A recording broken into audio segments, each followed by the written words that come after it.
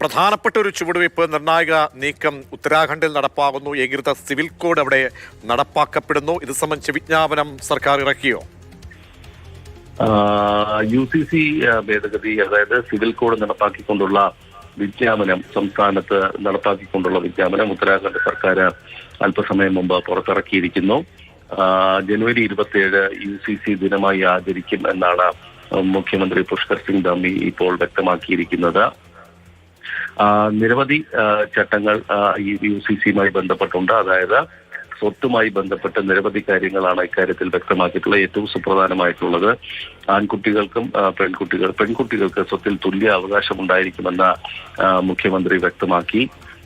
വിവാഹപ്രായം നിജപ്പെടുത്തിയിട്ടുണ്ട്. 21 വയസ്സാണ് ആൺകുട്ടികൾക്ക്. എല്ലാ സമുദായത്തിൽ നിന്നുള്ള പെൺകുട്ടികളും 18 വയസ്സിന് ശേഷം മാത്രമേ വിവാഹം കഴിക്കാൻ പാടുള്ളൂ എന്നാണ് ഉത്തരാഖണ്ഡിലെ യൂണിഫോം സിവിൽ കോഡിന്റെ പറയുന്നത്. ഇതുമായി ബന്ധപ്പെട്ട ഒരു പോർട്ടൽ മുഖ്യമന്ത്രി ഉദ്ഘാടനം ചെയ്യുകയും ചെയ്തിട്ടുണ്ട്. മറ്റ് ചില നിർണായകമായ സുപ്രധാനമായ ചില നിർദ്ദേശങ്ങൾ ഇതിലുള്ളത് രണ്ടാം വിവാഹം പൂർണ്ണമായും നിരോധിക്കുന്നതുമായി ബന്ധപ്പെട്ട്, അതായത് ഭർത്താവോ ഭാര്യയോ ജീവിച്ചിരിക്കുകയാണെങ്കിൽ രണ്ടാം വിവാഹം അനുവദിക്കുന്നില്ല, അല്ലെങ്കിൽ വിലക്കുണ്ട് എന്നാണ് ഇപ്പോൾ അതിൽ പറയുന്നത്.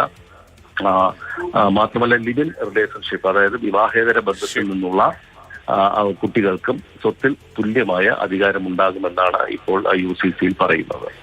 ശരി, ബസന്താണ് ഡൽഹിയിൽ നിന്ന് വിവരങ്ങൾ. ഏകീകൃത സിവിൽ കോഡ് നടപ്പാക്കിയിരിക്കുന്നു ഉത്തരാഖണ്ഡ്.